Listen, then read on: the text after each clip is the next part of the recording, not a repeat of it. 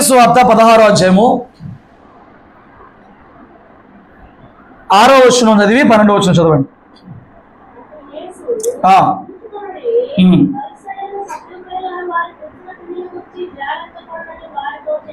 Mic తీసుకుంటే బాగుంటుంది. 12వ వచనం, అప్పుడు రొట్టెల పులుసుని పిండిని గూర్చి కాదు గాని పరిసయ్యులు సద్దూకయ్యులను వారి బోధన గూర్చి జాగ్రత్త పడవాలని ఆయన తమతో చెప్పినని వారు గ్రహించిరి. 6వ వచనంలో పులుసుని పిండిని గూర్చి జాగ్రత్త పడండి అని చెప్పి 12వ వచనం దాని వివరంగా వాళ్ళకి తెలిసేలాగా పరిసయ్యులు సద్దూకయ్యులను వారి బోధన గూర్చే, పరిసయ్యులు సద్దూకయ్యులను వారి బోధన గూర్చే జాగ్రత్త పడండి అని చెప్పని చెప్తున్నాడు. ఏమండి, నేను గడిచిన ఆ ప్రసంగంలో నేను చెప్పింది ఏంటంటే, నీ అవసరం ఆయనకి తెలుసు, నీ అక్కర్లు ఆయనకి తెలుసు, నీ ఆత్మ గురించి ఆయన చెబుతున్న జాగ్రత్తలు, నీ ఆత్మ పాడైపోకుండా, తప్పుదారి పట్టిపోకుండా, దానికి ఉన్న ఉజ్జీవాన్ని కోల్పోకుండా, నీ ఆత్మ గురించి ఆయన చెబుతున్న జాగ్రత్తలు ఏవైతే ఉన్నాయో వాటిని నువ్వు పట్టించుకోవాలి, వాటి మీద నువ్వు మనసు పెట్టాలి, వాటి గురించి నువ్వు జాగ్రత్త పడాలి. అన్నాడు యూదా మొత్తంలో 2 తెగలు ఉన్నారు. ఒకరు పరిసయ్యులు, మరొకరు సద్దూకయ్యులు. సద్దూకయ్యులు ఆత్మను నమ్మరు, దేవదూతను నమ్మరు, పునరుద్ధానం నమ్మరు. పరిసయ్యులు అన్ని నమ్ముతారు. మళ్ళీ పరిసయ్యులు సద్దూకయ్యులు ప్రభువును నమ్మరు. పరిసయ్యుల బోధ వేరు, సద్దూకయ్యుల బోధ వేరు. మీరు రొట్టెల సంగతి నేను చేయగలను కదరా, మీరు విశ్వాసం ఉంచట్లేదా, నమ్మట్లేదా, గ్రహించట్లేదా? మీరు జాగ్రత్త పడాల్సింది మీకు రొట్టెలు తెచ్చుకున్నావా లేదా, సంపాదించుకున్నావా లేదా, దీని గురించి కాదు. మీరు జాగ్రత్త పడాల్సింది బోధ బోధ బోధ గురించి. పరిసయ్యుల బోధ, సద్దూకయ్యుల బోధ, హేరోదు బోధ కూడా ఉంది, హేరోదు పులిసిన పిండి కూడా ఉంది, దాని తర్వాత చూద్దాం. ఈ పరిసయ్యుల సద్దూకయ్యుల పులిసిన పిండి గురించి, పులిసింది అని అంటే పాడు చేసేది, ఈ బోధ పాడు చేసిద్ది, ఈ బోధ తప్పు మార్పు నడిపించింది, విశ్వాసం లేకుండా చేసింది, ఈ బోధ నరకానికి నడిపించింది. వాళ్ళతో అన్నాడు, ఒకని మీ మతంలో కలుపుకుంటానికి సముద్రాలు చుట్టొస్తారు, తీరావాడు కలిసినాక మీకన్నా 200 నరక పాత్రని చేస్తాడు. ఇది నేను చెప్తున్నాను, ప్రభు చెప్పారా? మరి అటు చూస్తారు ఎంత కొత్తగా ఇవ్వాలి అన్నట్టు. ఈ బోధ ఏం చేసేది? నరక పాత్రలుగా చేస్తుంది, నరకంలో పడేస్తుంది ఈ బోధ. ఏ బోధ? పరిసయ్యుల సద్దూకయ్యుల బోధ నరకానికి, 200 నరకానికి తీసుకెళ్ళిపోద్ది. నరకంలో కూడా డిపార్ట్మెంట్లు ఉన్నాయి, మళ్ళీ ఉన్నాయి. అప్పుడు నీ క్లారిటీ ఉందా? ఏదైనా సాంగమేనండి, ఎవరైనా పాస్టేనండి, ఆడదాకా పోలేక ఇక్కడ మాకు దగ్గరగా ఉందని చర్చికి పోతున్నామండి, వీడికే వీడు దాకా రాలేడు, వీడు దగ్గరగా ఉందని అక్కడికి వెళ్ళిపోతున్నామండి. వెళ్ళినప్పుడల్లా పాస్టర్ గారు నాకు పాట ఎత్తున్నారండి, వెళ్ళినప్పుడల్లా పాస్టర్ గారు నాకు ప్రార్థన ఎత్తున్నారండి, సంఘంలో కాస్త విలువెత్తున్నారండి. మునుప్పుడు సంఘంలో మా పాస్టర్ గారు పట్టించిన వాళ్ళు కాదా, ఈ పాస్టర్ గారు పద్దాకా అడుగుతారండి, శ్రద్ధ తీసుకుంటారండి. ఇవన్నీ ఓకే. బోధ ఏంటి తెలుసా నీకు? ఆ బోధ గురేంటో తెలుసా నీకు? ఆ బోధ ఆత్మ సంబంధమైన బోధో, దుర్బోధో, పరిసయ బోధో, అది గ్రహించుకుంటూ వచ్చా? దేని గురించి జాగ్రత్త పడమన్నాడు? తీసుకోండిరా, బైబిల్ తీసుకోండిరా. దేని గురించి జాగ్రత్త పడమన్నాడండి? బోధ గురించి జాగ్రత్త పడమన్నాడు. ఎందుకంటే ఇవన్నీ బాగానే ఉన్నా నీకు తెలియకుండా నీ ఆత్మను పాడు చేసేది ఏదన్నా ఉంటే బోధే. జీవింపజేసేది బోధే, నశింపజేసేది బోధే. నువ్వు ఏం వింటున్నావో, ఏ బోధ వింటున్నావో, అది నీ ఆత్మను ఎలాగా నడిపిస్తుందో, నిన్ను శారీరకంగా పరవశింపజేస్తుందో, నీకు అది ఆత్మలో ఆనందం చేస్తుందో, ఆ గ్రహింపు నీకు లేకపోతే మోవాటం కొద్దు, మా ఓడే కదా, మా చుట్టమే కదా, ఏమండి మా రిలేషనే కదా, మా ఫ్రెండే కదా అని చెప్పి నువ్వు అడ్జస్ట్ అయిపోయావు. మా నాన్న ఇక్కడే ఉన్నాడు, మా తాత ఇక్కడే ఉన్నాడు, నేను ఇక్కడే ఉంటానని చెప్పని ఇలాంటి మొహమాటాలకు నువ్వు కనుక అలా కంటిన్యూ అవుతూ ఉంటే, ఆ బోధ కనుక ఆత్మ సంబంధమైన బోధ కాకపోతే నీ ఆత్మ పాడైపోద్ది, పులిసిపోద్ది, పాడైపోద్ది, మరొక పాత్రుడుగా మారిపోతావు. రేపొద్దున మీ తాత వచ్చి చెప్పడం లెక్క, రేపొద్దున మీ మామ వచ్చి చెప్పడం లెక్క, నీ చుట్టం వచ్చి చెప్పడం లెక్క, పాస్టర్ గారు కూడా లెక్క చెప్పడం. అయ్యా నా మూలంగా నా టైపుల్లో పోనీ అని చెప్పడం. దాని గురించి లెక్క ఎవరు చెప్పుకోవాలి? నువ్వే. నాకు వచ్చి రాక వైద్యం చేశానండి, పూర్తిగా సర్టిఫికేట్ లేకుండా. ఇప్పుడు ఆ వైద్యం వికటించింది, పెద్ద హాస్పిటల్ తీసుకెళ్లారు. ఇప్పుడు నేను అక్కడికి వచ్చి ఏదో నాకు తెలియక పొరపాటు జరిగింది, పానీండ్లేండి అని. పానీండ్లేండి అంటే పాడైపోతుంటే పానీండ్లు అంటే ఉంటుందేమన్నా? తెలియక ఏదో ఒకటి చేసేస్తే అక్కడ ఆరోగ్యం పోతుంది కదా, జీవితం పోతుంది కదా. డాక్టర్ లేరంట, నర్సే ట్రీట్మెంట్ చేసిందంట, డెలివరీ చేసిందంట, ఆ తలకాయ పట్ల తలకాయ వచ్చేసింది బయటికి. ఉందా? జరిగింది ఇది? నాకేదో తెలియక లాగేయాలండి, తలకాయ పెట్టేయండి అంటే అయిపోద్దా? మరి అది ఎంత జాగ్రత్త పడతామో తెలుసా వైద్యం గురించి? ఎంత జాగ్రత్త పడతామో తెలుసు. పిల్లల స్కూల్లో జాయిన్ చేసినప్పుడు కొన్నిసార్లు ఆ స్కూలే కావాలి, పోతే బయట డబ్బులు. మరి ఆత్మ గురించిన బోధ ఏమండి? నువ్వు వింటున్న బోధ మీ ఫోన్లన్నీ సైలెంట్లో పెట్టుకోండి. నేను అందుకే వీడియో కూడా పెట్టా మీకు పొద్దున, గ్రూప్లో వీడియో పెట్టానా? దాన్ని చూసారా? పనికి మాలన్నీ చూసారా? గ్రూప్లో వీడియో పెట్టని చూసారా? చేతుల్లో బైబిల్ ఉండాలి, చేతుల్లో సెల్ ఫోన్లు కాదు. ఫోన్ వచ్చినప్పుడు ఇట్లా నొక్కుతాం వచ్చా, ఈ బటన్ నొక్కుతాం వచ్చా సైలెంట్లో ఉంటుంది, అది రాదు. ఆ పౌచ్ని తీసి ఇట్టగెలి పెట్టు ఇలా నొక్కితే సైలెంట్లో పడిపోద్ది. వచ్చినప్పుడు ఫోన్ వచ్చినప్పుడు ఈ బటన్ నొక్కితే అయిపోద్ది. అది తెలియదు. నీ బోధ నువ్వు పరీక్షించుకోకపోతే, పరిశీలన చేసుకోకపోతే జాగ్రత్త, మంచిది కాదు నీకు. ఎన్నో వింటూ ఉంటావు, ఏదో మంచి మంచి టైటిల్ పెట్టి ఆశీర్వాదాలని చెప్పి, అవని చెప్పి, ఇవని చెప్పి, అవి వింటూ పోతే నీ ఆత్మ ఎదగదు, క్షీణించిపోద్ది.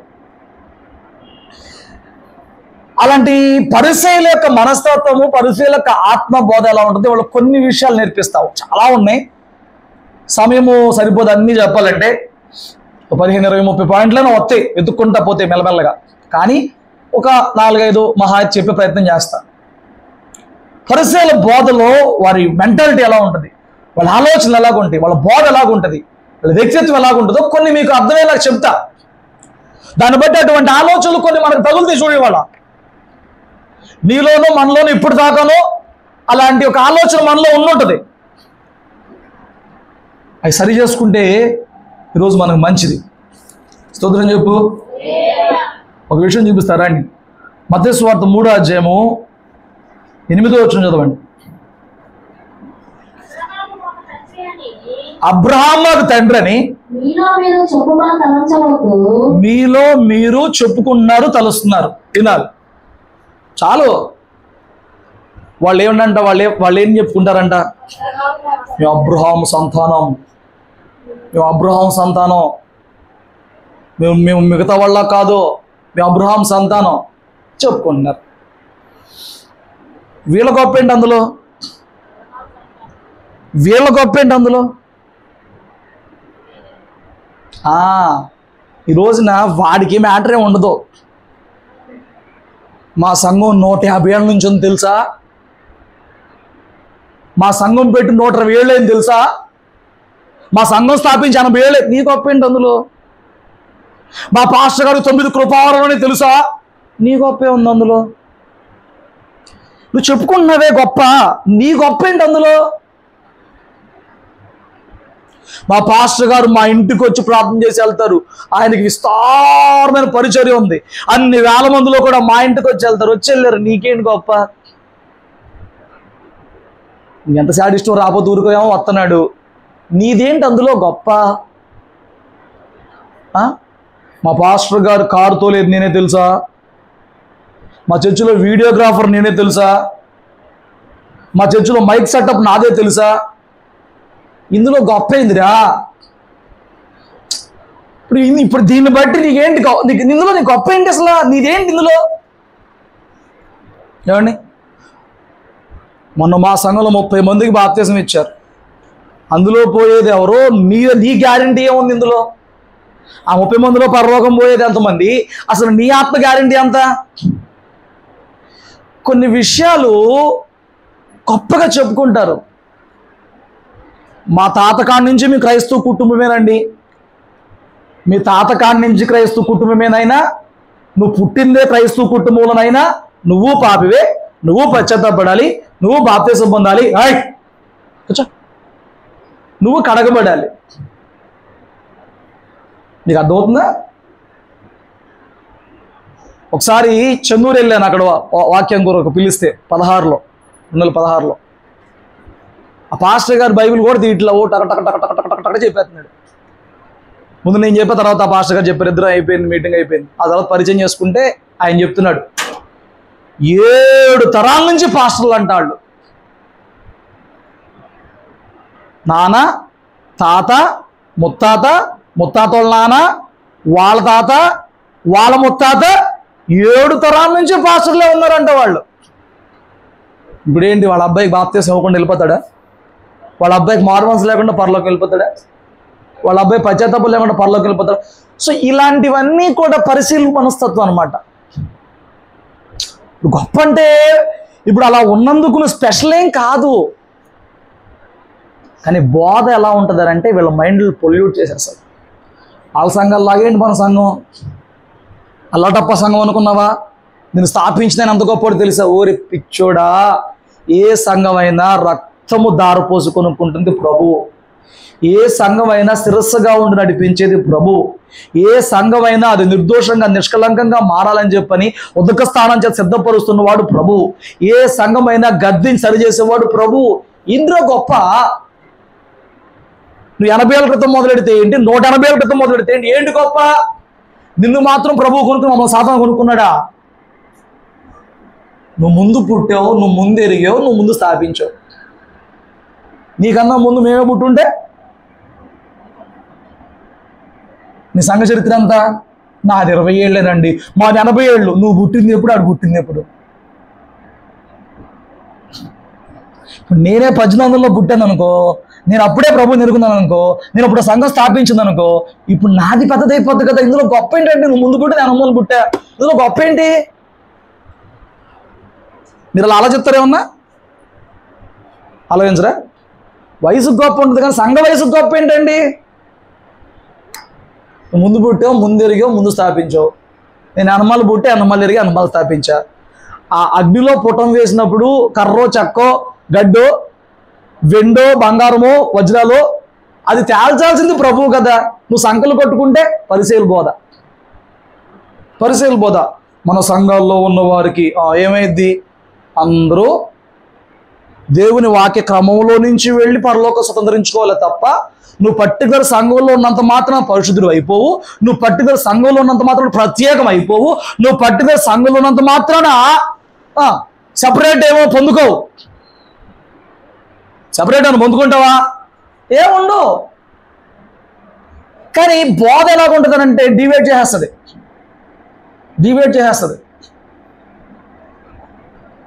మన సంఘంలోనే బల తీసుకోవాలి, ఎక్కడా తీసుకోకూడదు. ఎవరు చెప్పాడు నీకు? ఇదంతా పరిశీల బోధ. ఫలానా సంఘం వల్ల మనం ఎక్కడా ఇది చేయకూడదు, ఎవరు చెప్పాడు నీకు? పరిశీల బోధ ఎలా ఉంటుందనంటే గతాన్ని బట్టి, చరిత్రాన్ని బట్టి, ఏమండి వారి కుటుంబాలను బట్టి, సంఘాన్ని బట్టి అతిశయించేలాగా, గర్వించేలాగా ఉంటుంది. వాళ్ళు ఏంటంట, మేము అబ్రహాం సంతానం అండి. యేసు ఏమన్నాడు చెప్పిన గురించి? యోహాను సువార్త తీయండి ఒకసారి.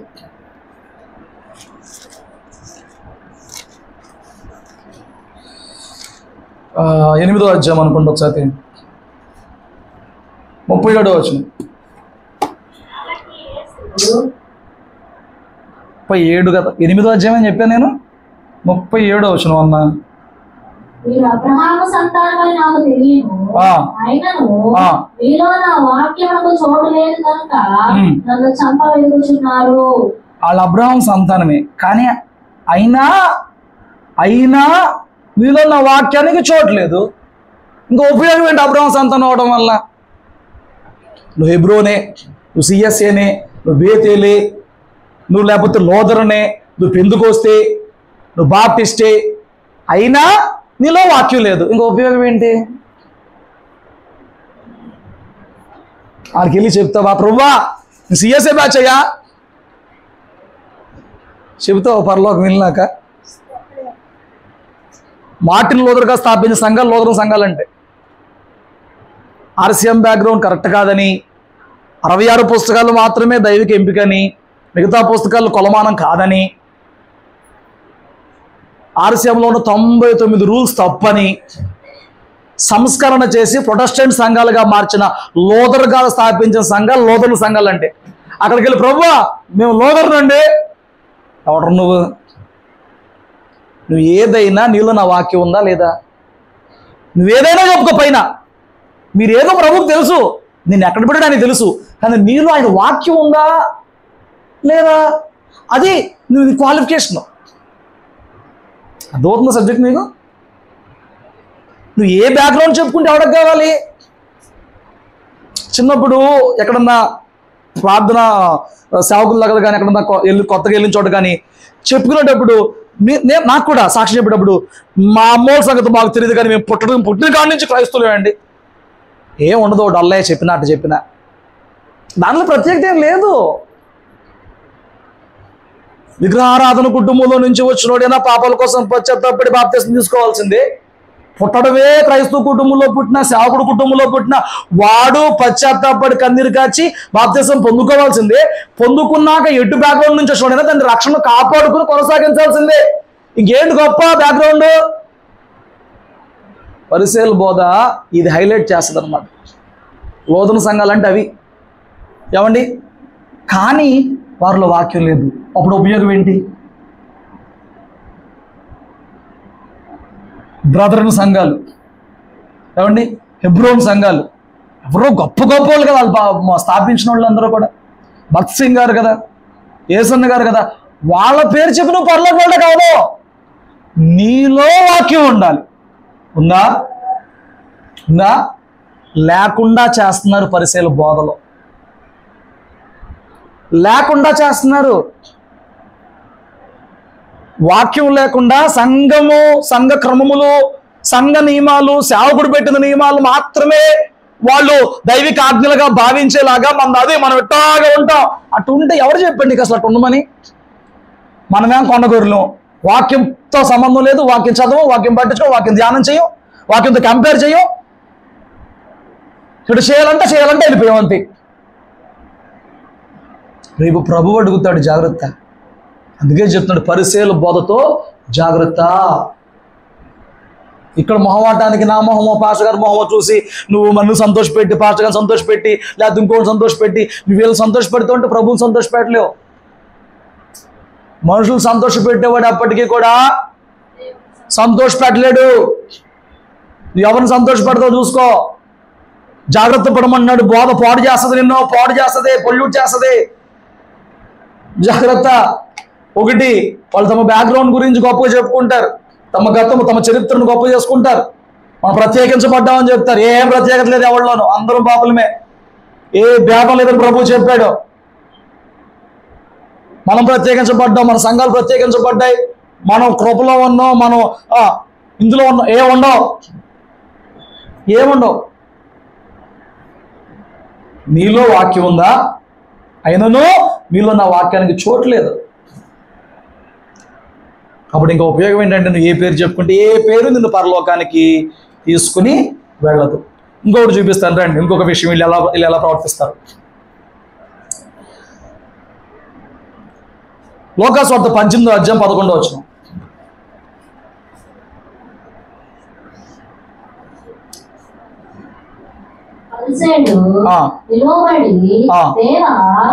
చోరులను, అన్యాయస్తులను, వ్యభిచారులైన ఇతర మనుషుల వలనైనను ఈ సొంపై వలనైనను ఉన్నందుకు నీకు కృతజ్ఞతాస్తుతులు చెల్లించుచున్నాను. వాళ్ళు చేసే ఆచారపూర్వకమైన భక్తిలో అతిశయిస్తారు.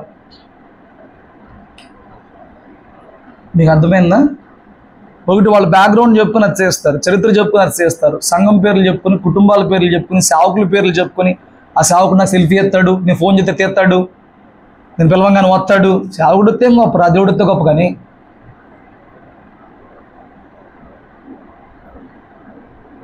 నేను ఫోన్ చేస్తే పెద్ద పాస్టర్, ఆ పాస్టర్ అని తీస్తాడు, నాకు చాలా పరిచయం, నేను ఎంత చెప్తాను, ఎవరికి కావాలి గొప్ప సోదంతా.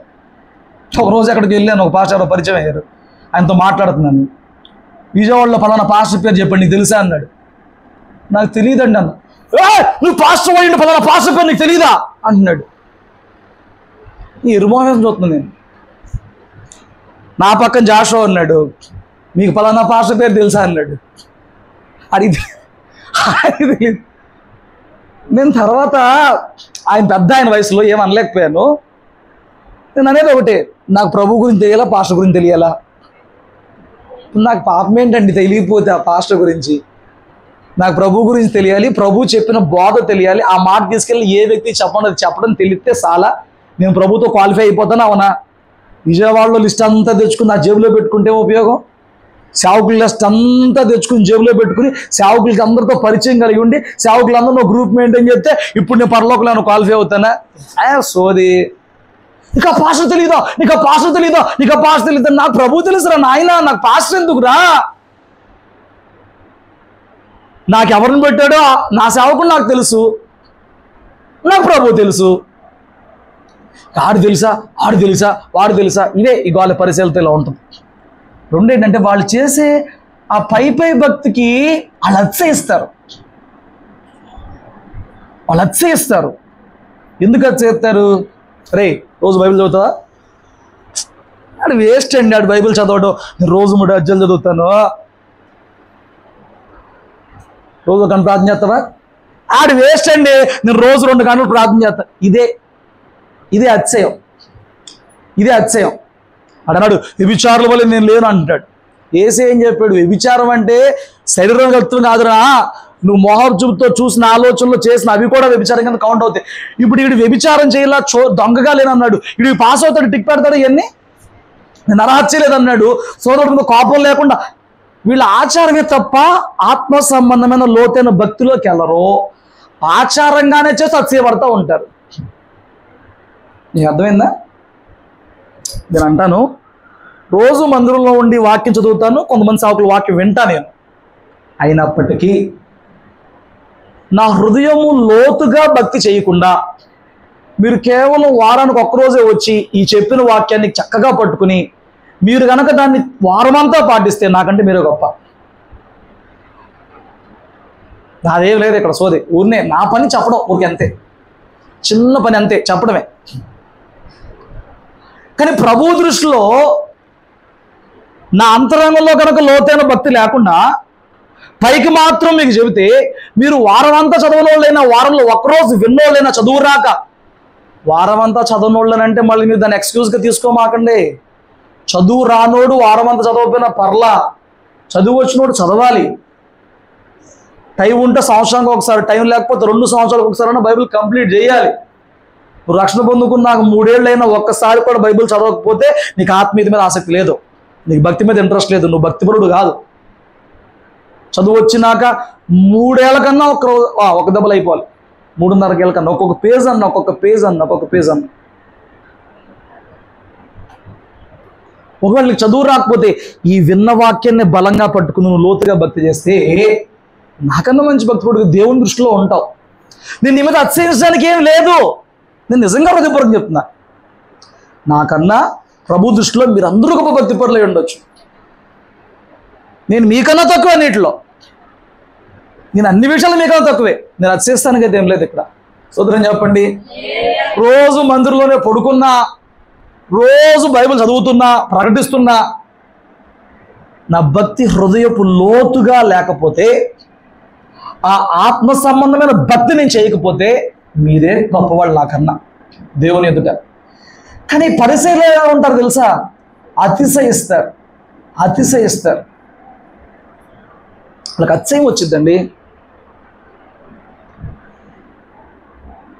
ఓన్లీ ఆదివారం వచ్చింది, బుధవారం శనివారం రాదు. అయితే ఏంటి గొప్ప? నీ గొప్ప ఏంటి ఇందులో? నీ గొప్ప ఏంటి ఇందులో? బుధవారం శనివారం వచ్చి ఏమి ఎలా పెట్టావు, ఏం ఓడబడిచావు? ఏ స్థాయికి ఎదిగో, ఏ స్థాయిలో ఫలించో, నువ్వు ఎందుకు ఒక వ్యక్తి మీద అతిశేస్తున్నావు?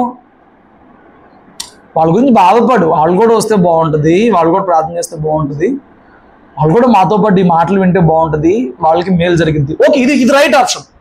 ఇలా ఆలోచన చేస్తే మంచిది.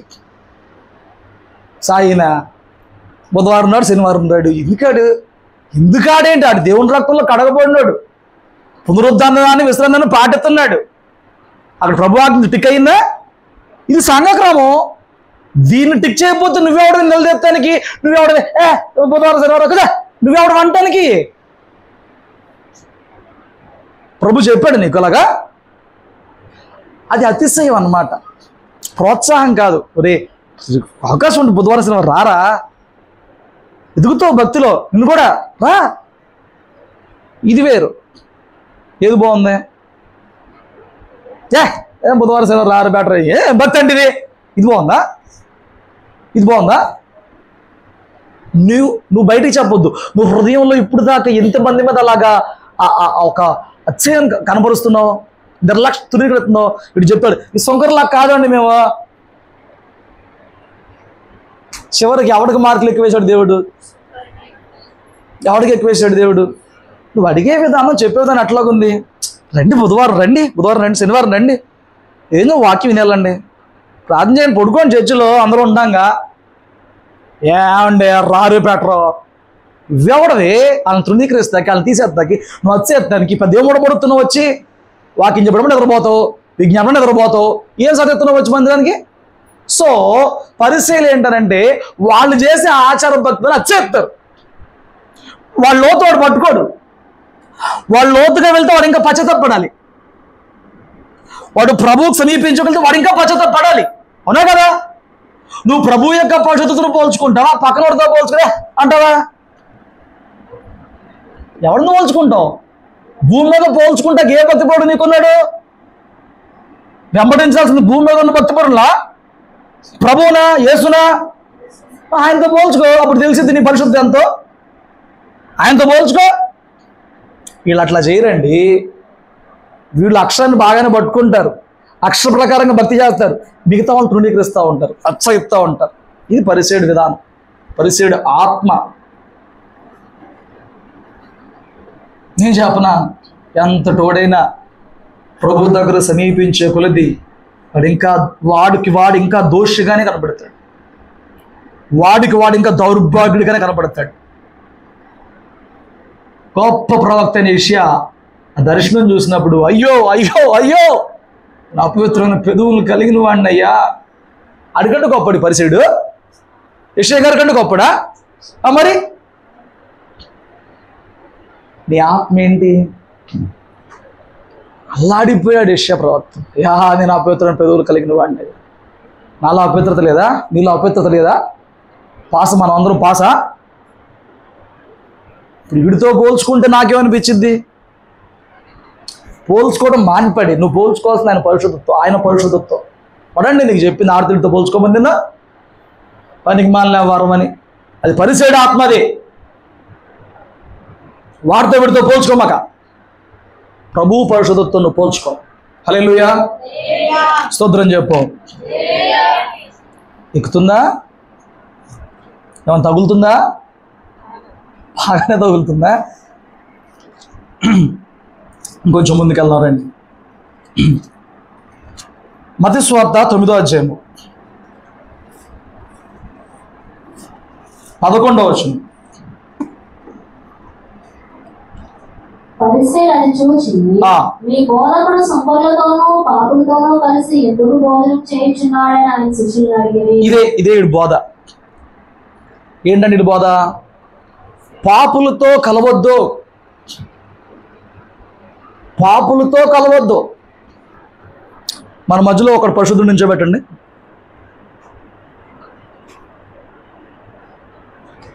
అప్పుడు మనోళ్ళు దీన్ని ఎట్లా మార్చారంటే అన్యులతో కలవద్దు. ఏం చేయొద్దు? ఇప్పుడు దీన్ని వాక్యాలు తెచ్చేస్తారు. ఏమని వాక్యాలు తెచ్చేస్తారు? దుష్ట సాంగత్యం మంచి నడవండి చెరిపిద్ది అని. మన సంఘంలో దుష్టుడు ఎవడు లేడా? నువ్వు సంఘంలో వాళ్ళతో సహవాసం చేస్తున్నావా? నువ్వు సహవాసం చేస్తున్న సంఘస్థులు అందరూ మంచోళ్ళ, యోగ్యులా? అడండి నీకు చెప్పింది. అన్యుల ఇంటికి వెళ్ళాం, అన్యుల పెళ్ళిళ్ళకి వెళ్ళాం, అన్యుల ఇంటికి వెళ్ళి మంచులు తాగం, అన్యుల ఇంటికి వెళ్ళి భోజనం చేయము, అన్యుల ఫంక్షన్కి వెళ్ళాం. ఎవరు చెప్పండి నీకు ఇవన్నీ? ఏమండి, నేను పాపుల్నే పిలవచ్చాను రా అన్నాడు ఆయన. ఆయన ఎవరిని పిలుస్తున్నాడంట? మనం ఎవరితో సహవాసం చేయాలి అంటే, నువ్వు ప్రభుతో సహవాసం చేస్తూ వాళ్ళని వెలేయమని చెప్పిన వాక్యం చెప్పట్లా, వాళ్ళు అంటరాని వాళ్ళుగా చూడమని వాక్యం చెప్పట్లా. దుష్టునితో సాంగత్యం చెయ్యొద్దు, కానీ ఉన్న బంధాన్ని తెంపుకోవద్దు కూడా. సాంగత్యం చేయొద్దు. సాంగత్యం వేరు, స్నేహం కలిగి ఉంటాం, బంధం కలిగి ఉంటాం వేరు. సాంగత్యం వద్దు. వాడి ఇన్పుట్ నీకు రావద్దు, వాడి ఆలోచన నీకు రావద్దు, వాడి ఆశలు నీకు రావద్దు, వాళ్ళు ఉన్న దుష్టునిలో నీకు రావద్దు. అంత కనెక్ట్ అయిపోమాక, అంత డీప్ వెళ్ళిపోమాక. కానీ అసలు పలకరించడమే కానీ, పట్టించుకోవడమే కానీ, ఇంటికి వెళ్ళడమే కానీ, వాళ్ళు అంటరానట్టు కానీ వాళ్ళు వెలిసేస్తేటండి. అప్పట్లో క్రైస్తవ్యం అంతా ఊరు బయట నుంచి వెలేసినట్టుగా చేసేవాళ్ళు. మరి ఆ కచ్చేమన్నా వచ్చిందేమో జనాలకి. ఇప్పుడు వీళ్ళు అన్యులు వెళ్ళేస్తున్నారు అన్నమాట.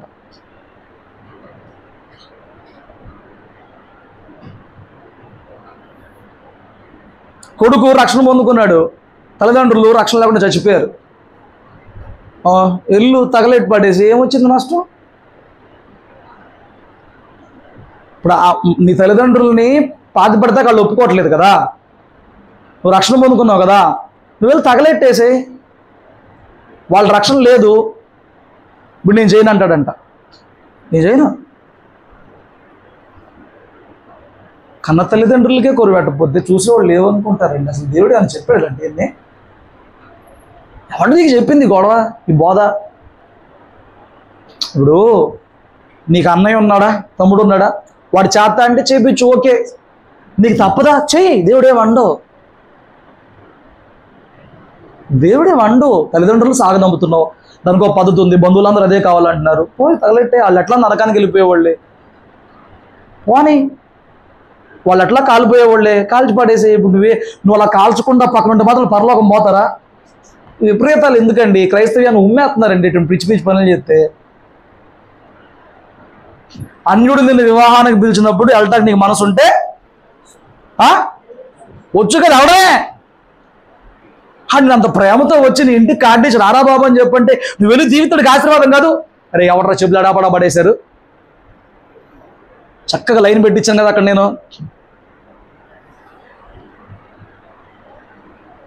లైన్లో పెట్టరు, మొత్తం లైన్లో పెట్టరు, వెళ్ళి ఇలా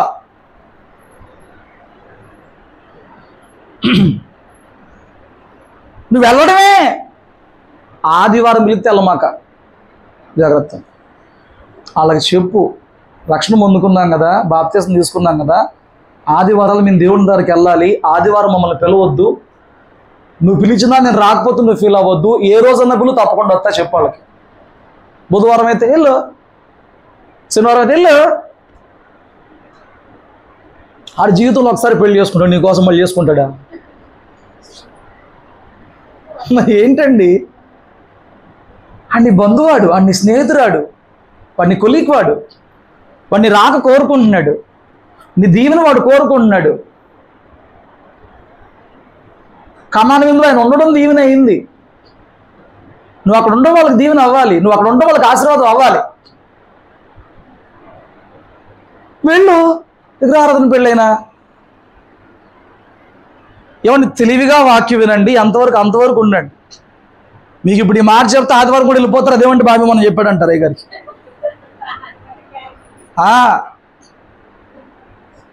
బోధన పట్టుకుంటారు రాదు, బాధపడతాం వచ్చి మీకు. ఆదివారం నాడు చెప్పు, కండిషన్ అప్లై, అది దేవునిది, ఆ దినం దేవుడిది, దేవుడికి ఇచ్చేయాలి. ఎంత తోటి పెళ్ళైనా అలమాక. మిగతా 6 రోజులు ఉన్నాయి, వెళ్ళిపో ఏం పర్లేదు, వెళ్ళిపోయేం పర్లేదు. ఏమండి, వెళ్ళినప్పుడు లిమిట్లో ఉండు. అమ్మా అవి పూసుకుంటాం, ఇవి పూసుకుంటాం, అవి దిగేసుకుంటాం, ఏమండి పెట్టారు కదా దాన్ని పెట్టించుకుంటాం. ఇల్లు నీ క్రైస్తవ్యాన్ని, నీ భక్తిని అక్కడ ప్రదర్శించు.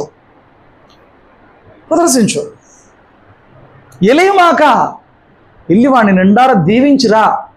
నువ్వు దేవుని బిడ్డవు కదా, వాడు దీవించబడతాడు, ఆస్వాదించబడతాడు. ఏమండి ఇప్పుడు ఇది ఇక్కడ క్లాస్ వాడుకుని మరి ఆ పిల్ల మెచ్యూర్ అయిందని చెప్పి పిలిచాను, వెళ్ళాను, మరి మా అమ్మాయి మెచ్యూర్ పిలవాలిగా. అవి మనకు లేవు, మనకు అది లేదు, మనకు మెచ్యూర్ ఫంక్షన్ లేవు బైబిల్. సో మన భక్తి ఎంతవరకు, మనం చేయాల్సిన ఎంతవరకు చూడు. వాళ్ళు పిలిస్తే ఆస్వాదించమంటే ఇలా ఆస్వాదించరా. ఏమండి వాళ్ళు వచ్చే ఉన్న పెడతా ఉన్నాను అనుకో, నేను దేవుని పెట్టినాయనమ్మా అన్నీ మేము పెట్టుకోకూడదు, పెట్టమని చెప్పు వాళ్ళకి. స్తోత్రం చెప్పు. అన్యుల ఇంటికి వెళ్తే భోజనం చేస్తావా? మాట్లాడాలి. నీ బంధువుల్లో స్నేహితులు అన్యుల ఇంటికి వెళ్తే భోజనం చేస్తావా? ఒకరోజు పడుకోగలవా? ఏమి పడుకోగలవా? ఒకరోజు పడుకోగలవా? పడుకుని వచ్చి నేను వాళ్ళ ఇంట్లో పడుకుంటాను, వచ్చేదో తొక్కేసింది.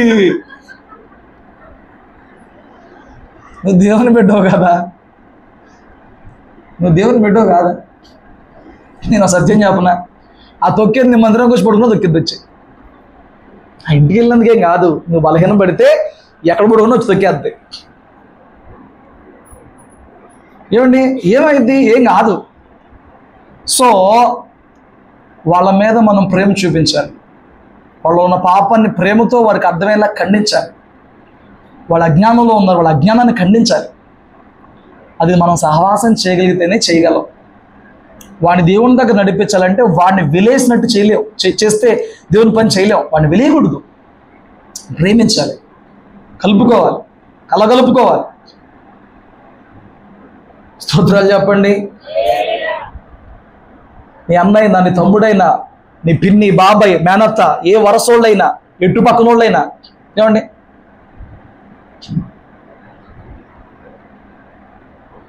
నేను ఈ ఊర్లో అడుగుపెట్టేటప్పటికి భయంకరమైన పూజ. చిట్టిమూల ఇంట్లో ఏంటేంటో పెట్టేశారు, పొనకాలు వచ్చేస్తున్నాయి, ఏదో దిగొచ్చేస్తుంది, బాబా అంటున్నారు, ఏం కావాలంటున్నారు, ఏంటేంటో చేస్తున్నారు. నేనేమైపోయాను? ఏం చేసింది వాళ్ళు? ఇల్లు నన్ను వాళ్ళది, ఆ బొమ్మలు నన్ను ఏం చేసినాయి? ఏమన్నా అప్పుడు కనీసం నాకు రక్షణ ఉన్నప్పుడు కనీసం మా అమ్మాయితో వద్దురా బాబు, వాళ్ళంతా పూజలు రా, వాళ్ళ ఇంట్లో ఎందుకు రా, ఇక్కడి నుంచి వెళ్ళరా కాలేజీ కాదు, నేను అక్కడి నుంచే వెళ్తా. బొమ్మలు పెట్టి, గులాములు కొట్టి, ఏమండి యాప్ మంటలు పెట్టి ఏంటేంటో చేసేవాళ్ళు. నేను సైలెంట్గా పక్క వెళ్ళిపోయింది, ఆ పక్కకి వెళ్ళి పక్కకి వెళ్ళి. ఏమండి భక్తి తెలిసి ఏ రోజు వీళ్ళు నాకు ప్రసాదాలు పెట్టలే. బాల్యం నుంచి మాకున్న భక్తి తెలిసి దేవుడి దగ్గర పెట్టిన ఎప్పుడు మాకు పెట్టేవాళ్ళు కాదు. మేము పట్టుకోగానే మళ్ళీ అడిగేవాళ్ళం, దేవుడి దగ్గర పెట్టారా అని. మీకు ఎందుకు పెడతాం అయ్యా మేము అనేవాడు. అదేంట్లో ఉన్నా అక్కడి నుంచి చదువు మొదలెట్టా. సంవత్సరం తిరగల. నేనేం ప్రార్థన చేయాలి వాళ్ళ కోసం, మళ్ళీ నేనేం పర్టికులర్ ప్రార్థన చేయలే. వచ్చి పాడైపోయినా. విగ్రహాల ఇంట్లో ఉన్న ఇంట్లో నిద్రించే ఉన్నా, అవి పీక నొక్కితే ఉన్న రోగాలు నింపబడ్డానా? ఏం చెయ్యవండి బాబా, ఏం చెయ్యు. స్తోత్రం చెప్పు. వీళ్ళిద్దరు తప్ప అందరూ మారిపోయారు. నా గొప్ప అని చెప్పట్లా, కానీ నాకు నష్టం ఏంటని చెప్తున్నా. నేను వచ్చాను కాబట్టి మారని చెప్పట్లా. నేను వచ్చి ఇక్కడ ఉన్నప్పుడు నాకు నష్టమేం జరిగింది? వాళ్ళు అన్యులు కాదా? వాళ్ళ విగ్రహార్థులు కాదా? పూజలు చేయలా, భయంకరంగా చేయలా, అవి నన్ను ఏమైనా చేసినాయా? ఏం చెయ్యవండి. సో వెళ్ళేయొద్దు ఎవరిని, అవాయిడ్ చేయొద్దు ఎవరిని, దూరం పెట్టొద్దు ఎవరిని. స్తోత్రం చెప్పు.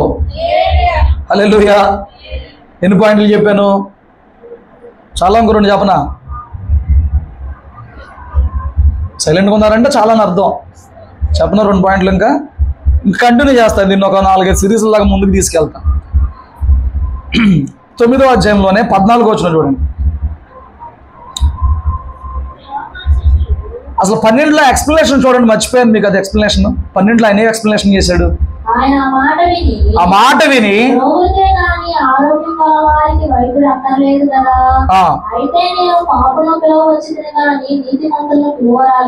ఏం చెప్తున్నాడు ఆయన? ఆయన పాపుల్ని కోరుకుంటున్నాడు. నువ్వు వాళ్ళతో సహవాసం చేస్తే ఏం కాదు, వాళ్ళ ఇంటికి వెళ్తే ఏం కాదు, నువ్వు మీ బావాళ్ళ ఇంటికి వెళ్ళినా ఏం కాదు, ఏం కాదు. నిజం, ఎవరింటికి వెళ్ళి ఏం కాదండి, మారిపోతారు మొత్తం. నిన్న సాక్ష్యం చెప్తున్నారు, అన్నము ప్రార్థన చేసిందంట, అన్నమ్మ కూతుర్లు అందరూ మారిపోయారంట. మన తరచు వెళ్తా వస్తా ప్రార్థన చేస్తా ఉంటే వాళ్ళు మారిపోతారు తప్ప, అమ్మో వాళ్ళ ఇంటిని వెళ్ళండి అంటే ఇంక నీలో దేవుడేడి? లోకంలో ఉన్నవాడి కంటే నీలో గొప్పవాడు ఏడి నీలో లేడా? నీకు పైకే బతిగా నీకు శక్తి లేదా, సామర్థ్యం లేదా? ఆయన పాపుల్ని ప్రేమిస్తున్నాడు, పాపులు పిలుస్తున్నాడు. నీతిమంతులు ఓకే ఫైన్, పాపులు కావాలంటే నువ్వు జ్ఞానముతో వాళ్ళని పట్టుకోవాలి. 14 వచ్చిన చూడు.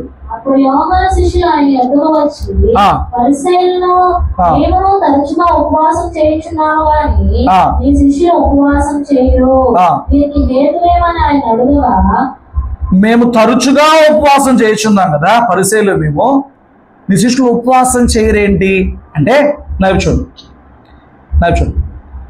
చూడు, వీళ్ళు నిష్టని వైరాగ్యాన్ని గొప్ప చేసి మాట్లాడతారు. అర్థమైందా? నిష్ట, వైరాగ్యం. మీరు నాకు చెప్పండి, క్రైస్తవులు ఉన్న నిష్ట ఏంటి అసలు?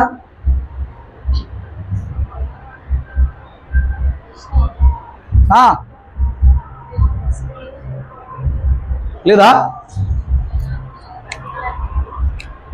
నిష్ట ఏంటి? అది మనం చేయాల్సింది. నిష్ట ఏంటి? క్రైస్తవులు ఉన్న నిష్ట ఏంటి?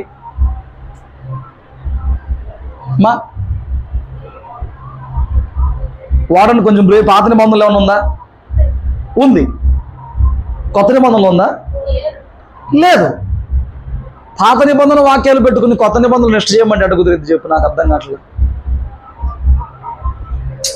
మనం కొండగొర్రెలం కదా, ఏదైనా చలామణి అయిపోద్ది, చెప్పేవాడికి ఏదైనా చలామణి అయిపోద్ది.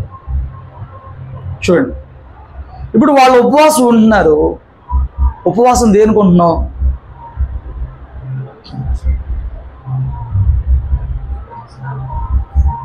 గట్టిగా అవసరాల కోసం ఉపవాసం ఉంటున్నావు. Very good.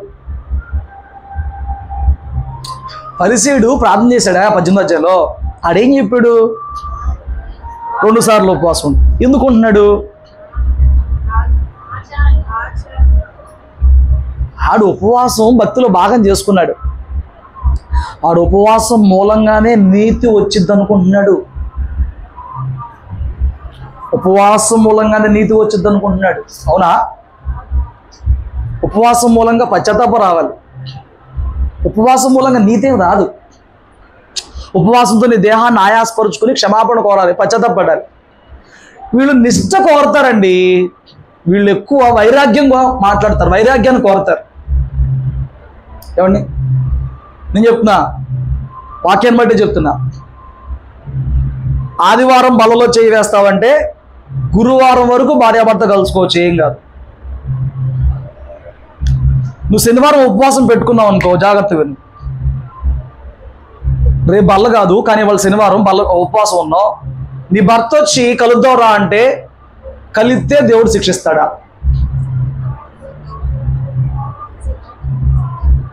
కలవకపోతే పాపం. నేనేం బూతులు మాట్లాడట్లా, వాక్యం మాట్లాడుతున్నా. మీరు మొహాలు దించేసుకుని ఏదో షైగా పెట్ట అవసరం లేదు. కలవకపోతేనే పాపం.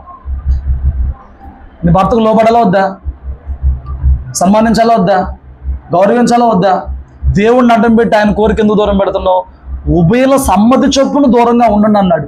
ఉభయుల్లో ఒకటికి సమ్మతం లేకపోతే ఇంకొకరు ఏం చేయాలి అన్నట్టు ఎండగొట్టాలి ఆడి కోరికల్ని. నాకు ఆన్సర్ రావాలి.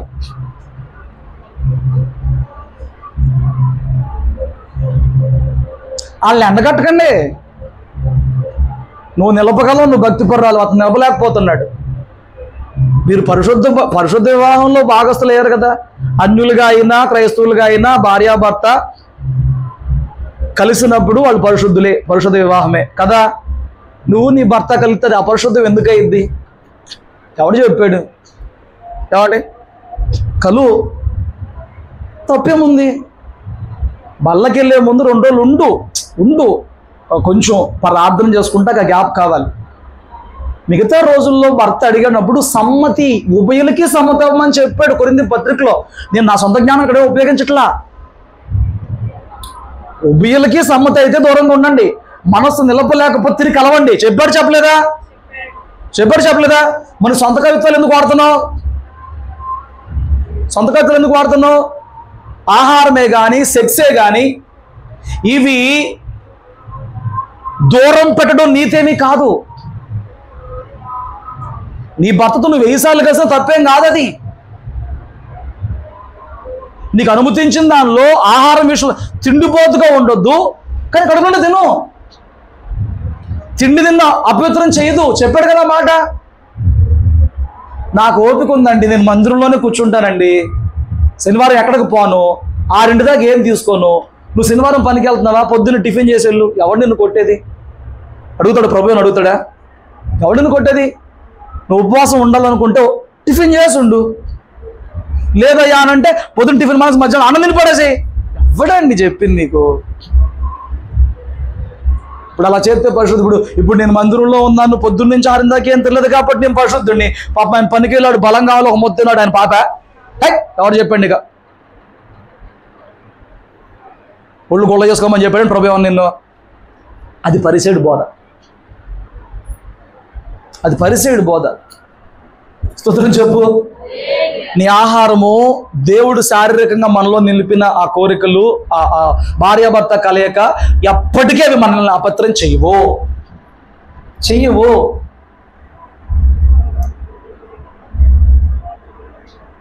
నీ భర్తను కూడా ఉపవాసంలో పెట్టి ఉంచగలిగితే ఇద్దరు కలిసి ఉపవాసం ఉండండి, దూరంగా ఉండండి. నీ భర్త మనసు నిలపలేకపోతే, నీ భర్తని అర్థం చేసుకోకపోతే నీ భర్తకు సహకరించి అది పాపం కాదు. వీళ్ళు ఇలాంటి బోధలు ఎక్కువ చేస్తారు. ఉపవాసం ఉన్నప్పుడు కింద పడుకుంటే నాకు బాగా విపరీతం నడుము నొప్పి వస్తుందండి, మంచం మీద పడుకోవచ్చా? ఈ ఏడ బోధలండి ఇవన్నీ. కిందే పడుకోండి, నడువులు నల్లగొట్టుకోండి. ఈ మోకాళ్ళు అలిగితే మంచిది కానీ నడువుల నొప్పిలో ఏం ఉపయోగం అండి? ఇటు ఉపవాసం మీరు మంచమే పడుకుంటున్నారా? ఉపవాసం మంచమే పడుకో.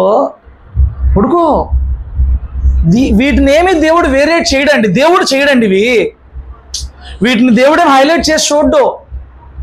ఎరా మీ అన్నయ్య కింద పడుకుంటుంటే నువ్వు మంచం పడుకుంటావా? పాపిస్తాడా? దేవుడే వాండవు. మీ అన్నయ్య కటిక ఉపవాసంతో ఉంటే నువ్వు తినేస్తావా? నడుస్తున్నావా? దేవుడే వాడవడం.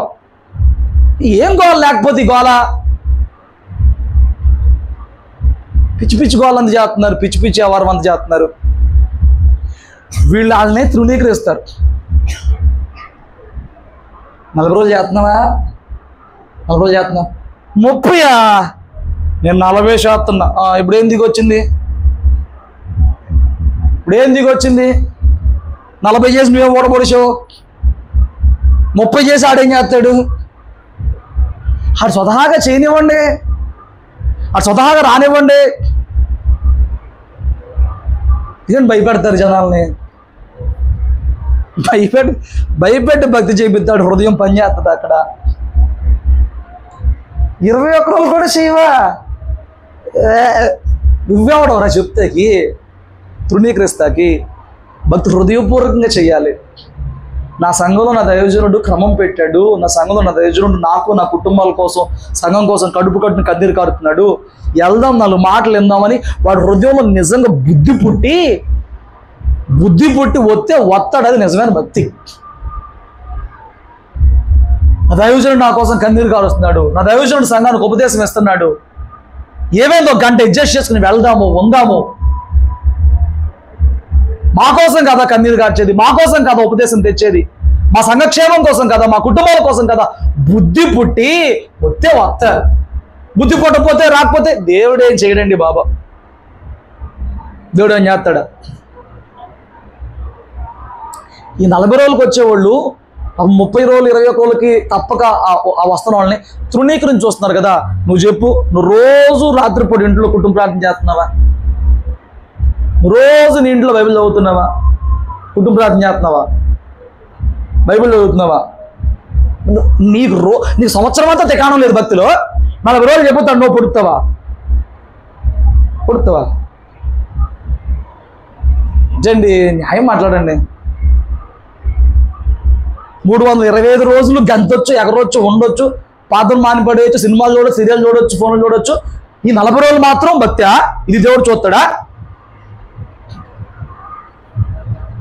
మోషే కూడా జీవితకాలంలో 2-3 సార్లే చేశాడు. ఏలియా కూడా జీవితం మొత్తంలో ఒకసారే చేశాడు. యేసే కూడా జీవితకాలంలో ఒకసారే చేశాడు. వాళ్ళు ఎప్పుడు చెప్పుకోలా వాడారా ఉపవాసం గురించి? ఒక్కసారి ఉపవాసం చేసి వీడు 10 సార్లు చెప్తాడు అనమాట. పోయిన సంవత్సరం 40 రోజులు ఉపవాసం చేసినప్పుడు దేవుడు నాతో మాట్లాడాడు. ఎందుకు మాట్లాడాడంటే, నువ్వు మిగతా 325 రోజుల్లో కుదురుగా ఉండట్లేదు కాబట్టి, 325 రోజులు నీతో మాట్లాడినా నువ్వు వినలేని స్థితిలో ఉన్నావు కాబట్టి, ఈ 40 రోజుల్లో మాత్రం కొన్ని నలగొట్టు నడుస్తున్నావు కాబట్టి నీకు ఇప్పుడు వినపడింది, మిగతా రోజులు వినపట్ల, అంతే తేడా. రోజు మాట్లాడు దేవుడు. 40 రోజులు మాత్రం మాట్లాడు దేవుడు. శనివారం ఉపవాసం ఉంటే మాట్లాడు దేవుడు. నీ పుస్తకం నా దగ్గర లేదమ్మా, మీకు ఏం కావాలా సోది. దేవుడు నిత్యం మాట్లాడతాడు. వినగలిగిన చెవి మనకు లేదు, వినగలిగిన చెవి మనకు లేదు. అదే భాగ్యం, అదే దౌర్భాగ్యం. సో వీళ్ళు ఏం చేస్తారంటే ఈ వైరాగ్యాల్ని, నిష్ఠని హైలైట్ చేసి మాట్లాడతారు. వైరాగ్యాల్ని, నిష్ఠని హైలైట్ చేసి మాట్లాడతాడు. స్త్రీ ధర్మం పెట్టింది ఎవరండి? 3 రోజులు ఆ బాధపడేలాగా పెట్టింది దేవుడే కదా. ఆ రోజు నువ్వు బల తీసుకుంటే దేవుడు చంపేస్తాడా? మరి ఎక్కడ పోదండి ఇది? ఏమి కాదు. మొన్న విజయవాడలో బల్ల అయింది. ఆ బల్ల అయిన తర్వాత మా ఈ గ్లాసులు తిండి చిన్నపిల్లలకి చెప్పి పుడు ఒక అతను బయట నుంచి వచ్చాడు. ఒక అతను అంటాడు, చిన్నపిల్లలకి మీరు గ్లాసులు ఇవ్వకండి, వాళ్ళు తీసుకోకూడదు. దేంద్రా, నేను వాక్యంలో చెప్పా, చిన్నపిల్లలకి ద్రాక్షారసం ఇవ్వకండి, రొట్టె ఇవ్వకండి. తాగేసిన గ్లాస్ పట్టుకుంటే ఏమైంది? ఇప్పుడు ఎవరో పిత్రమేరు తాగేసిన గ్లాస్ పట్టుకుంటే నేనా? ఆ గ్లాస్ తాగినోడా? ఇది ఆడబోదండి బాబా. సరే, మీరు మెచ్యూర్ అవ్వలేదా? మరి మెచ్యూర్ అయిన పిల్లలు పట్టుకోవద్దంటే మీరు మెచ్యూర్ అవ్వకుండా పిల్లలకి అన్నారా? నీలోనే అదే ధర్మం ఉంది కదా, వాళ్ళు అదే ధర్మం ఉంది కదా, అప్పుడు వాళ్ళు పట్టుకుంటే ఏముంది? ఏంటి అసలు? ప్రభు శరీరం తీసుకుని రక్తం తాగే విషయంలో మాత్రమే ఆ అయోగ్యత, ఆ నియమం. మెచ్యూర్ అయిన వాళ్ళు పట్టుకోవద్దు. ఎప్పుడు చెప్పాడు? ఆ గ్లాసులో ఏముందని? ఆ గ్లాస్కి ఏమవుతుంది? ఆ పాత్రకి ఏమవుతుంది? కలెక్ట్ చేసి రమ్మన్నావు, నువ్వు ముసలోడు లేగవు, తేలేవు, పిల్లలు ఉన్నట్టు తెస్తారు, తేని అలాగో పని అనుకుంటున్నారు. వాళ్ళు ఎనర్జెటిక్ గెల్లు కలెక్ట్ చేసుకొస్తున్నారు, పెడుతున్నారు. గాడ్ బ్లెస్ యూ అని చెప్తున్నా. ఒక ఆయన అంటాడు, మీరు చిన్న పిల్లలకి ఇవ్వద్దు అంటున్నాడు. నేను ఇచ్చేది నేను కండిషన్ చెప్తున్నా, ద్రాక్షారసం ఇవ్వద్దు, రొట్టె ఇవ్వద్దు, ద్రాక్షారసం ఇవ్వద్దు. ఆ గ్లాస్ పట్టుకుంటే ఏమైందండి? ఎక్కడండి ఇవన్నీ? ఎక్కడ లేని నిష్ట. ఈ అన్యుల్లో ఏదో ఉంటుంది కదా, కడగా ఉన్నప్పుడు పూజ గదిలోకి వెళ్ళకూడదు, పచ్చడి దెబ్బ పట్టుకోకూడదు, అయ్యి ఇక్కడ తెచ్చిపెట్టేస్తున్నారు. అన్ని మందిరంలో తెచ్చిపెడుతున్నారు ఈ వాళ్ళంతా. పాత నిబంధనలో ఉంది 7 రోజులు ఉండాలి. అలా అయితే ఉంటావా నువ్వు? 7 రోజులు ఉంటావా? అది పాత నిబంధన. డెలివరీ అయినాక ఎన్ని రోజులకి వచ్చావు చర్చికి నువ్వు? మగపిల్లడితే 33, ఆడపిల్లైతే 66 ఉన్నావా? 2 పొట్టేళ్ళు తెచ్చావా? మీకు ఎందుకు మోసే రూల్స్? మీకు ఎందుకు మోసే రూల్స్? నీకు అవసరమా? నువ్వు 33 రోజులు ఉండి నిజంగా తర్వాత వచ్చావంటే ఆ మోసే కానికి తెస్తున్నావా? మరి శుద్ధి అవ్వడానికి ఎన్ని పాత నిబంధన ఆచారాలు, ఆ నిష్టలో ఎన్ని తెచ్చి పెట్టొద్దు. పాత నిబంధనలో వ్రతము అనే మాట, మనం పెట్టుకున్న వ్రతము వేరండి, చాలా వేరు. వాళ్ళ వ్రత నియమం జీవితకాలం ఉంటుంది. సంసోను వ్రత నియమం జీవితకాలం ఉంటుంది, 5 రోజులు కాదు. సమూయేలు వ్రత నియమం జీవితకాలం ఉంటుంది. వాళ్ళు మంగళకత్తి రానియరు. వ్రతాల్లో ఉన్న వాళ్ళు మంగళకత్తి తీయట్లేదా?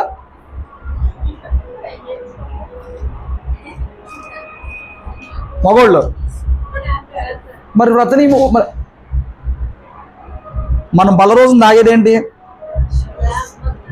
ద్రాక్షారసమేనా? మనం అందరికి ఇవ్వలేక ఇంత, కొంతమంది జగ్గులు ఇస్తారు, గ్లాసులు ఇస్తారు, కొన్ని చోట్ల ఇస్తారండి. మరి అది మొత్తం కదా? వ్రతాల్లో ఉన్నావుగా. దాని అంతర అర్థం వేరు. ద్రాక్షారసం అంటే మత్తుడు అవ్వద్దు, నువ్వు ప్రత్యేకించబడ్డావు. ఒకటి, జుట్టు పెంచుకోవాలని అంటే జుట్టు భారం, పురుషుడికి అవమానం, భారం. నువ్వు ప్రభువు కోసం ఎటువంటి భారమైన అవమానమైన భరించే వ్యక్తిగా జీవించాలి, జీవించు, అది అర్థం. నరశవాన్ని ముట్టొద్దు, పాత నిబంధనలో ఉంది, కొత్త నిబంధనలో లేదు. అది లేవీకాండంలో యాజకులకు ఉంటుంది. ప్రధాన యాజకుడిగా ప్రత్యక్ష గుడారంలోకి వెళ్ళిపోయినాడు మళ్ళీ బయటకు వచ్చి శవాన్ని ముట్టకూడదు, వాడు ముట్టకూడదు, మిగతా వాళ్ళు ముట్టచ్చు. ఈ వ్రతంలో ఉన్నవాడు ముడితే వ్రత నియమం పోయిద్ది. వ్రతంలో ఉన్నాడా, వ్రతంలో ఉన్నాను, 6 నెలలు వ్రతం అనుకున్నాను, సంవత్సరం వ్రతం అనుకున్నాను, ఉన్నాను, సడన్గా ఎవరు చచ్చిపోయారు, ముట్టుకున్నాను, ఇక చల్లదు, వెంటనే గుండు కొట్టి చేసేసుకుని మొత్తం క్షవరం చేపించేసేసుకుని అప్పుడు మళ్ళీ ఫస్ట్ నుంచి పెట్టుకోవాలి. అవి పాత నిబంధనలు ఉన్నాయండి, అవి ఆచారపూర్వకంగా ఉన్నాయండి. వాటిని తెచ్చి కొత్త నిబంధనలో కలిపి చెరిపి ఇవన్నీ చేయమాకండి. మీరు మెలకుగా ఉండండి. ఇప్పుడు మళ్ళీ ఏదో డీవియేటింగ్ బాగు చేశానని చెప్పి నా మీద ఫైర్ అవ్వకండి. వీళ్ళు కంటెంట్ పట్టుకోరు, నన్ను టార్గెట్ చెప్తాక మాత్రం ఉంటారు. మా వందనాలు, జ్ఞానంతో విను, జ్ఞానంతో ప్రవర్తించు. అలా కాదండి, నేను ఎవరి దగ్గర మాట్లాడగలను, ఎవరి దగ్గర మాట్లాడగలను, బైబిల్లో ఉన్న వ్రతం ఏంటో లేకపోతే ఇంకేంటో నేను మాట్లాడగలను, అది నాకు సమస్య కాదు. కానీ నువ్వు జ్ఞానంతో విని, నేను చెప్పేది ఏంటి, నిష్ఠతో సంబంధం లేదు భక్తికి, నిష్ఠతో సంబంధం లేదు భక్తికి. తిండిని పూర్తిగా చంపేసుకోవడం, సెక్స్ని పూర్తిగా చంపేసుకోవడమే భక్తి ఏం కాదు. అదే భక్తి. మోషేకి భార్య లేదా, సమూయేలుకి భార్య లేదా, అలాంటి ప్రభుత్వం దగ్గరికి వెళ్ళలేదా, ప్రభుత్వం మాట్లాడలేదా, పేతురికి భార్య లేదా, వాళ్ళందరూ సెక్స్లో పాల్గొనరా, సేవకులకు భార్యలు వద్దా, వాడు చెప్పండి నీకు. ప్రభు చెబితే వద్దంతే. ఒకరిని పెళ్ళి వద్దంటే పెళ్లి చేసుకోకుండా ఉన్నాడు, ఒకరిని వ్యభిచారం చేసుకోమంటే వ్యభిచారం చేసుకున్నాడు, అది సమర్పణ. అలా ఉండాలి. అంతేగాని పెళ్ళైన తర్వాత ఒకళ్ళేమో కోరికతో రగిలిపోతుంటే నువ్వేమో ఆ దేవుడి కోసం అంటే వాడు అతను డివైట్ అయిపోతే ఏమైపోతావు? స్తోత్రం చెప్పు. సో నిష్ఠతో ఎవరిని తీసిపడేయద్దు, నిష్ఠను హైలైట్ చేయొద్దు. అత్యంత పరిశుద్ధత కొరకే పరితపించు, అత్యంత లోతైన భక్తి కోసం ఫైట్ చేయి. హల్లెలూయా. ఇంకొక పాయింట్ చెప్తా చూడండి.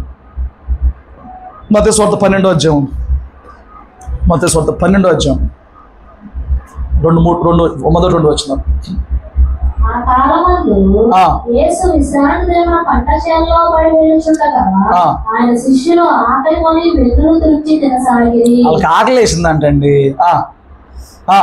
పరిసయ్యులను చూసి ఈలో విశ్రాంతి దినమున చేయకూడదని మీ శిష్యులు చేయుచున్నారని ఆయనతో చెప్పగా, వీళ్ళకి ప్రతి చిన్న దానిని కూడా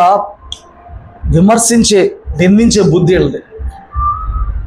ప్రతి చిన్నదాన్ని కూడా ఏం చేస్తారంట? ధర్మశాస్త్రంలో 2 మాటలు ఉన్నాయి, పట్టుకో. ధర్మశాస్త్రంలో 2 మాటలు ఉన్నాయి, విశ్రాంతి దినం పాటించు, ఇది ఒకటి. రెండోది ఏంటంటే, నేను ఇప్పుడు ఉప్పులూరు నుంచి కాసరపల్లి వస్తున్నాను, నడుచుకుంటా వస్తున్నాను, బాగా ఆకలేసింది. అక్కడ ఎవరితో తోటలో మామిడి చెట్టు కనిపించింది, నేను వెళ్ళి మామిడికాయ కోసుకుని తినొచ్చు. దాన్ని కోసుకుని బ్యాగ్లో వేసుకుని ఇంటికి రాకూడదు. 2 తినొచ్చు, 3 తినొచ్చు.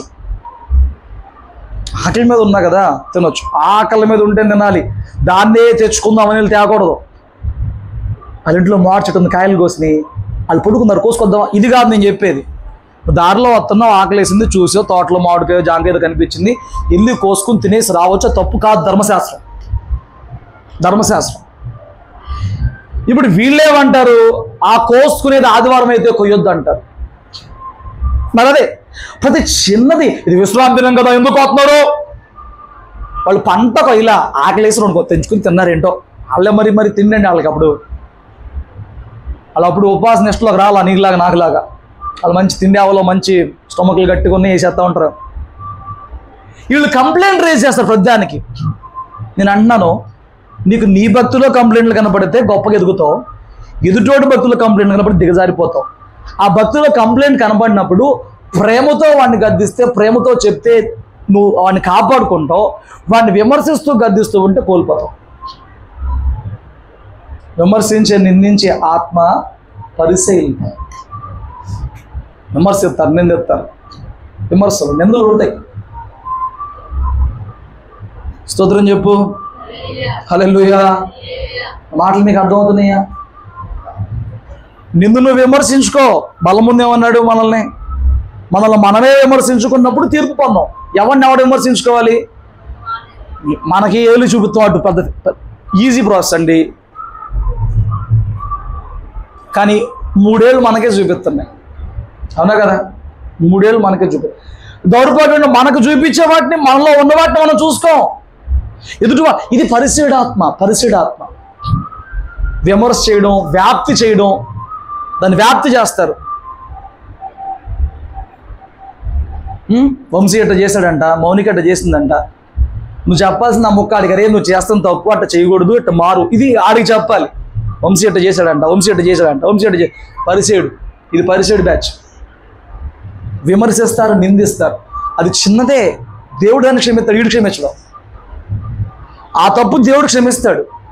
ఎవరు క్షమించరు? ఇప్పుడు చెప్పనా, అసలు దేవుడు క్షమించడం పాపం ఏంటి? ఓకే, పరిశుద్ధాత్మను దూషిస్తే మాత్రం క్షమాపణ లేదు. ఇంకా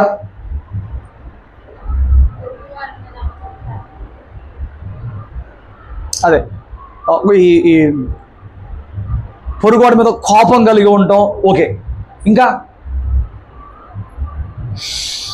పొరుగువాడి మీద కోపం కలిగిన తర్వాత పశ్చాత్తాపడితే క్షమిస్తాడా? క్షమిస్తాడు. అక్కడ 2 జరగాలి. ఇన్ని మేము అరిసేసాను, తిట్టేశాను, రే ఏదో వాక్యాలు అన్నాను పోని వీడు క్షమించాడా? క్షమిస్తాడు. సర్లే, ఇక్కడ అడిగినాక మళ్ళీ అక్కడ అడగాలి.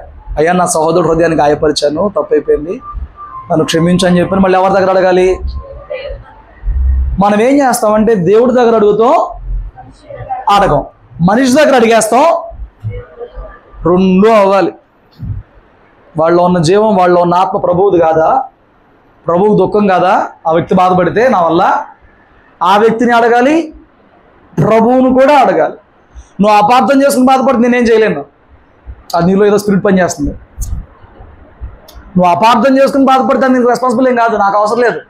నీలో ఒక స్పిరిట్ ఏదో దెయ్యం పని చేస్తుంది, దాన్ని నేనేం చేయలేను. కానీ నా సైడ్ నుంచి మిస్టేక్ ఉన్నప్పుడు ఏం చేయాలంటే అడగాలి. ఇప్పుడు నేనేమంటున్నానంటే,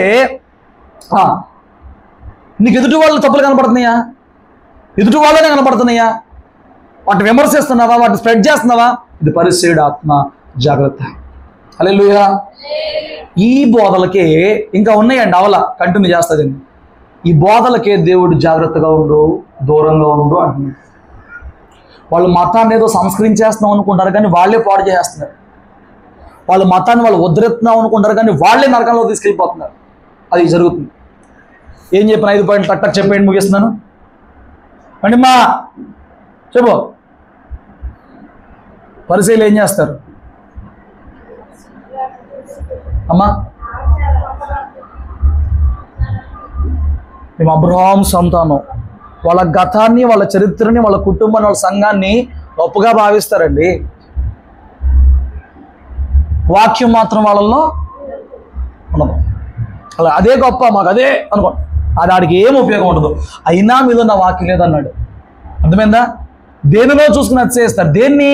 సేవకుడినో, సంఘాన్నో, చరిత్రనో, కుటుంబాన్ని చూసుకుని అతిశయిస్తారు. వాడిలో మ్యాటర్ ఉంటుందా? అయినను మీలో నా వాక్యము. ఇప్పుడు నేను సంఘం తీసుకెళ్ళిద్దా? సేవకుడు తీసుకెళ్తాడా? కుటుంబం తీసుకెళ్ళిద్దా? నీలో ఉన్న వాక్యం తీసుకెళ్ళిద్ది. నీలో లేదు, ఉపయోగం ఉండదు. 2 అమ్మా, వాళ్ళ ఆచార భక్తులను బట్టి అతిశయిస్తారు, కానీ లోతుకి వెళ్ళడం వాళ్ళకి తెలియదు. అతిశయిస్తారు. నేను అలా చేయట్లా, నేను ఇలా చేయట్లా, నేను ఎప్పుడు వ్యభిచారం చేయట్లా, నేను ఎప్పుడు దొంగతనం చేయట్లా, అతిశయిస్తారు. కానీ ప్రభు దగ్గర మార్కులు మాత్రం తక్కువే, అతిశయించావు కాబట్టి. ఇల్లే కొద్ది లోతు కనపడిద్ది పశ్చాత్తాపడతాకి. 3 మనుషులు నిషేధిస్తారండి. వీళ్ళు వాళ్ళతో కలవద్దు, వీళ్ళతో కలవద్దు, వాళ్ళతో తినొద్దు, వీళ్ళతో తినొద్దు. మనుషులు నిషేధిస్తారు. తప్పు. ఏ సంఘస్థుడిని మనం నిషేధిస్తానికి లేదు, ఏ అన్యుడిని నిషేధిస్తానికి లేదు. అందరూ ప్రేమించాలి. 4 వైరాగ్యాన్ని మాట్లాడతారు. 4 పాయింట్లు చెప్పలా? నువ్వు మళ్ళీ ఆఖరి పాయింట్కి వెళ్ళిపోతావు. 4వ పాయింట్ వైరాగ్యాన్ని హైలైట్ చేసి చూపిస్తారు. ప్రార్థనకు వచ్చినప్పుడు తెల్లబట్టలే అక్కర్లా ఉన్నాయి, గట్టురా. వైరాగ్యాన్ని హైలైట్ చేస్తారు. తెలుపు అంతరంగంలో ఉండాలి, శుద్ధత అంతరంగంలో ఉండాలి. ఏమండి? సో వైరాగ్యాన్ని హైలైట్ చేస్తారు, భక్తిని గాలి వదిలేస్తారు. ఐదోది విమర్శిస్తారు, నిందిస్తారు. ఈ స్పిరిట్ ఉంటుంది వాళ్ళని ఎంతసేపు. చిన్న చిన్న కూడా వదిలిపెట్టరు. దేవుడు క్షమించకూడదు, వీళ్ళు క్షమించరు. అది భాగ్యం, దౌర్భాగ్యం. హల్లెలూయా. జాగ్రత్త. పరిసయ్యుల బోధ గురించి జాగ్రత్త. పాడు చేసే బోధ. ఇందులో ఉన్నావా? ఎక్కడన్నా ఒకటి తగులుతుందా? పశ్చాత్తాపడు, సహాయం కోరు, బయటికి రా. ఇది త్వరగా పోదు, అంటుకుందా ఈ రోగం. ఈ పరిసయ్యుల బోధ అంటిందా? త్వరగా పోదు. బీజం అదే పడిందో త్వరగా పోదు. అడుగు, పశ్చాత్తాపడు, సహాయం కోరు. ఆత్మ సంబంధమైన దైవికమైన నడిపింపులో, దైవికమైన బోధలో ఉండేందుకు ప్రభు కృపను కోరు. నీ పక్షంగా నిలబడి వాక్యం చెప్పే సేవకులు ఎప్పుడు కూడా ఆ స్పిరిట్లోకి వెళ్లకుండా, ఆ క్రమంలోకి వెళ్లకుండా వాళ్ళని దేవుడే నడిపించడం, వాళ్ళ కోసం ప్రార్థన చేయి. నేనేం గొప్ప బోధకుండేం కాదు, ఎవరో గొప్ప బోధకులేం కాదు. ఎప్పుడోసారి సాతాను డిమికి కొట్టించేస్తూ ఉంటాడు. సో నీ పక్షంగా ఎవరైతే నిలబడి వాక్యం చెప్తున్నారో దేవుని పక్షంగా, నీకు వాళ్ళ కోసం కూడా ప్రార్థన చేయి. వాళ్ళ బోధ సరిగా ఉండాలని ప్రార్థన చేయి. వాళ్ళ బోధ దైవికంగా, దైవ మార్గం నడిపించేలా ఉండాలని ప్రార్థన చేయి. నీకు ఆ బాధ్యత ఉంది, నువ్వు చేయాల్సిందే ఆ విషయంలో. హల్లెలూయా. దేవుడి మాటలు దీవించును గాక. ప్రార్థన చేసుకుని తల వంచు.